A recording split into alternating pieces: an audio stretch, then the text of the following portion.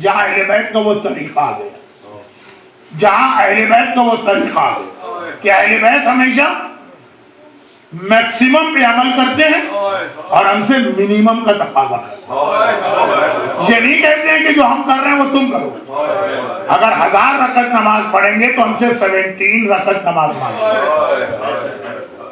अगर सुहाग रात या शादी की रात पूरी रात नमाज पढ़ेंगे, हमसे सिर्फ 2 रकत सुन्नत नमाज उस रात को मांगे। अगर वो ये शहजादी का जुमला, मोमिना ने पूछा शहजादी कितना सोना घर में हो तो ज़कात वाजिब होती है, तुम अपने लिए पूछ रही हो कि मेरे लिए? शहजादी शरीयत तो एक है, आप और हम में क्या फर्क है? का फर्क, तुम्हारा हुक्म है 20 दीनार सोना हो तो ज़कात है, और हमारा हुक्म है कि सोना घर में रहा कैसे कि ज़कात की नौबत आ गई। जो आए वो सब राहे खुदा में दे। हमसे नहीं कहा, हमसे कहा 40वां हिस्सा खुमस, 5वां हिस्सा खुमस बचत का, 40वां हिस्सा ज़कात। तो ये अहले बैत। और इसी हवाले से एक बात और फिर मसाइल, बल्कि मसाइल की तरह शुरू हो। खुद हमारी औरतों से कितना हिजाब मांगा जा रहा है? चेहरा खोला रखो, हाथ खोला रखो, सर कायदे से ढका हुआ हो, बाल छुपे हुए हो, बदन छुपा हो, बस ये काफी। खुद अस्मा बिनते उमैस कहती कि जिस दिन से रसूल खुदा का इंतकाल हुआ या वफात, 4 दिन पहले वो रात भी गुजरी, उस दिन से लेके अपनी वफात तक फातिमा के चेहरे पे कभी मुस्कुराहट नहीं आई। सिर्फ एक बार ही, सिर्फ एक बार। कब? जब मुझसे कहने लगे कि अस्मा, अरब के लोग अपनी औरतों का जनाजा जिस तरह उठाते उसमें औरत की कितनी बेपर्दगी होती है, क्या बेपर्दगी होती है? सिर्फ इतनी सी बात कि खाट पर या चारपाई पे मैयत को लिटा के ऊपर से चादर डाल देते, पूरा जिस्म छुपा है लेकिन एक कदो कामत जरा सा नजर आता। फातिमा इससे भी बर्दाश्त नहीं करे। कौन फातिमा?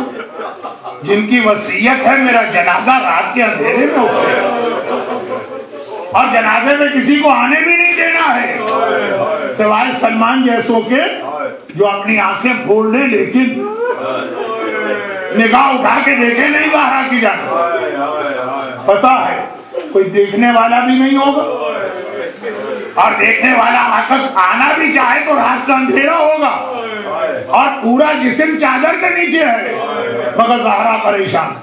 अस्मा कहती है मैंने कहा शहजादी जब मैं अफ्रीका गई थी, वो लोग अपनी औरतों की मैयत पे गहवारा बनाते, वो गहवारा मैंने दिखाया। फतबस्समत फातिमा, पहली और आखिरी बार फातिमा के चेहरे पे मुस्कुराहट। रसूलुल्लाह के बाद फातिमा न इससे पहले कभी मुस्कुराई न इसके बाद। अब एक सवाल, मुस्कुराने का मतलब यह है कि इतनी देर के लिए फातिमा ने अपना मातम रोका। फातिमा अपना मातम रोके, कौन सा इतना अहम मसला है? देखिए कोई इतना ही अहम मसला होगा, हमारा आपका मातम नहीं है, हम भी अपना मातम नहीं रोकते। ये फातिमा का मातम, जिसके लिए मासूम ने कहा कि आदम से कयामत तक मेरी जद्दा फातिमा से ज्यादा रोने वाला कोई नहीं, और मेरे दादा सज्जाद से ज्यादा रोने वाला कोई नहीं। मगर उसमें भी एक जुमला कह दो, आका सज्जाद जितना 35 साल हो, फातिमा उतना 90 दिन हो गए। मगर इस मातम को रोका फातिमा ने, खाली रोका नहीं, मुस्कुराई। कब? जब हिजाब जो पहले ही महफूज है। लेकिन हमारी औरत से क्या ये डिमांड है कि ऐसा हिजाब करो? खुद मैक्सिमम पे गई, मिनिमम। बस बस खत्म बात, ज्यादा लंबी बात अब जरूरत ही नहीं। 2 जुमले, एक सुन लिया, इसी से रिलेटेड एक और जुमला। फातिमा का मातम अगर रुका किसी वजह से तो कायनात का सबसे बड़ा मसला होगा वो हिजाब। और एक बात बताइए, फातिमा का जनाजा जा रहा है, मैयत जा रही है, रात के अंधेरे में जा रही है, अली अगर ये जनाजा छोड़ के वापस आ जाए, चाहे थोड़ी देर के लिए सही, तो कोई मामूली बात नहीं होगी, कोई इतना बड़ा मसला होगा जिसके लिए अली ने ज़हरा की मैयत पे जनाजा छोड़ दिया। और वो क्या था? वो ये था, फातिमा की शहादत या वफात दिन के वक्त सारा दिन इंतजार किया, रात का अंधेरा हो तब ये जनाजा उठेगा। आधी रात कोई जनाजा घर से बाहर चला, कोई नहीं है जनाजे पे, रोका गया है सबको, सिर्फ 7 अफराद, जिसमें अक्सर खानदान के बहुत करीब और एक दो सलमान जैसा। मौला के कान में किसी बच्ची के रोने की आवाज आई। मौला ने मुड़ के देखा, नन्ही ज़ैनब जिसकी उम्र मुश्किल से 6 साल और पूरे हिजाब के साथ है, ज़ैनब का हिजाब, और रात का अंधेरा है। माँ की मैयत को घर से निकलता देखा, अम्मा अम्मा कहती हुई एक कदम चौखट के बाहर आके रुक गई, आगे नहीं बढ़ी। अली ने कहा, हसन बेटा, हुसैन बेटा, अपनी माँ का जनाजा लेके चलो, मैं अभी आ रहा हूँ। जनाजा छोड़ के आ गए, चले चंद मिनट सही, लेकिन आ गए। क्यों? ज़ैनब के सर पे हाथ रखा, ज़ैनब अभी तेरा गैरतमंद बाप जिंदा, वो ये बर्दाश्त नहीं कर सकता कि उसकी जिंदगी में उसकी ज़ैनब घर से बाहर आए। 6 साल की ज़ैनब, रात का अंधेरा, पूरा हिजाब, मगर गैरतमंद अली ये बर्दाश्त नहीं कर सकता, जनाजा छोड़ के आ गया, ज़ैनब को घर में भेजा। बोला, यकीनन आप इतने ही गैरतमंद, लेकिन 11 हिजरी के शहर मदीना में रात के अंधेरे में 6 साल की ज़ैनब को जो पूरे हिजाब के साथ है वापस किया। जरा एक बार 61 हिजरी के कूफा और शाम में भी आया। मौला वो कूफे के बाजार हैं, वो शाम का दरबार है। ज़ैनब के सर पे चादर भी नहीं, रात का अंधेरा नहीं है, दिन की रोशनी, तन्हाई नहीं है, बलवा आम और नामहरमों का हुजूम। बस एक रिवायत पढ़ता हूँ शहजादी ज़ैनब के मसाइब में और बहुत फर्क। अब चूंकि मजलिस है और अभी अय्याम अज़ा, वरना रिवायत का आधा हिस्सा मुख्तार के हालात में रबीउल अव्वल को आप सुनते हैं, लेकिन मैं मंजिल मसाइब पर। ज़ैनब बलवा आम में, शाम के बाजार में, शाम के दरबार में है, बेमकना वो चादर के नामहरमों की निगाहों का मरकज बन रही है। अली की गैरतमंद रावी बाद एक सवाल मदीने में सज्जाद से पूछा और एक सवाल कूफे में मुख्तार ने खुली से। शुरू के जुमले मुझसे पढ़े नहीं जा रहे, लेकिन अहले बैत के मसाइब समझिए। रावी ने कहा कि मौला सज्जाद, जब आपकी भूपी शाम के बाजार में दाखिल हुई तो देखने वाले बताते हैं ज़ैनब का सारा सर खून से रंगीन था, सारे बाल खून से भरे थे। ज़ैनब ने तो करबला में तलवार का कोई जिहाद नहीं किया।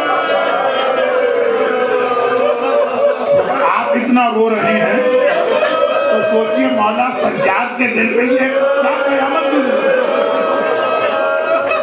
बेख्तियार का तूने सवाल नहीं किया, मेरे कलेजे में बर्छी मार दी। मेरी भूपी कैसे सर जख्मी हुआ जब ये काफिला कूफे से शाम जा रहा। महफिलें भी नहीं है, हमारियां भी नहीं है, बीवियों के हाथ गर्दन से बंधे हैं। ऊंट दौड़ते हैं ना तो नन्हे नन्हे बच्चे माँ की गोद से उछल के जमीन पे गिरते। हमारे साथ कहता है इसी पर से सवारियों को गुजार दो। अब ये बच्चे तड़प तड़प के शहीद हो रहे। ज़ैनब ने देखा फरियाद करने से ये जालिम नहीं रुक रहा। मेरी भूपी ने तरीका बना दिया, अब कोई बच्चा गिरता है तो ज़ैनब भी चलते ऊंट से अपने आप को जमीन पे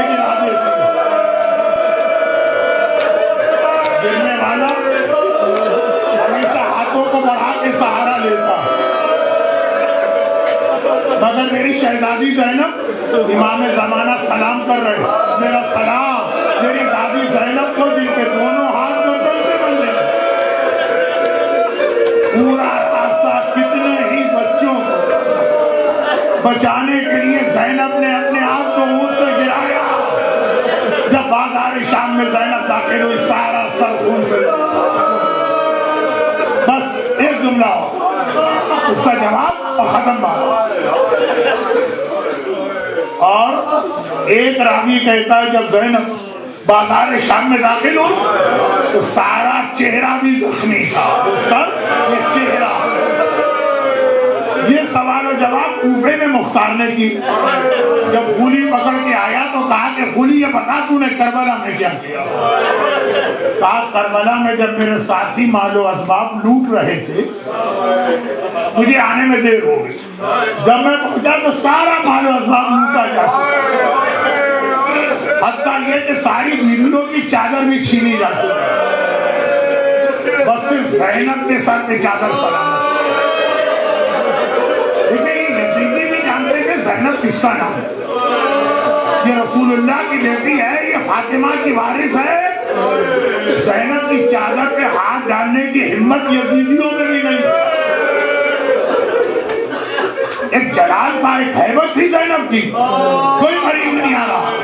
खूली कहता है मैंने देखा कि मुझे कुछ नहीं मिला, यही एक चादर है, मैंने सोचा मैं अपना नुकसान क्यों करूं।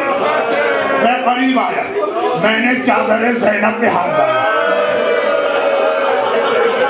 खूली कौन? खूली फौज का सिपाही है। फौज में जवान और ताकतवर सिपाही भर्ती होते हैं। एक जवान और ताकतवर ज़ैनब कौन है? 55 बरस की ज़ईफा औरत है और अपने कलेजे पे 18 दाग भी अभी अभी बर्दाश्त कर, मगर है तो फातिह खैबर की बेटी ना, है तो अब्बास जदी की बहन ना। खूली कहता है मैंने चादर ज़ैनब पे हाथ डाला, ज़ैनब ने अपनी चादर को दोनों हाथों से मजबूती से पकड़ लिया। मैं सारा जोर लगा के थक गया, चादर ज़ैनब को नहीं छीन सका। 55 बरस की ज़ैनब फातिह खैबर की शान। मैंने देखा इस तरह मैं चादर नहीं छीन पाऊंगा। मेरे हाथ में कोड़ा था, मैंने कोड़ा उठाया, ज़ैनब के चेहरे पे कोड़ा मारा, खाल फटी, वो खून जारी हुआ। ज़ैनब ने कहीं और नहीं देखा, कुरान की जानिब देखा। अब्बास, भैया अब्बास, आगे देख मेरी ज़ैनब की चादर किस तरह से। برحمتك يا أرحم الراحمين وصلى الله على محمد وآله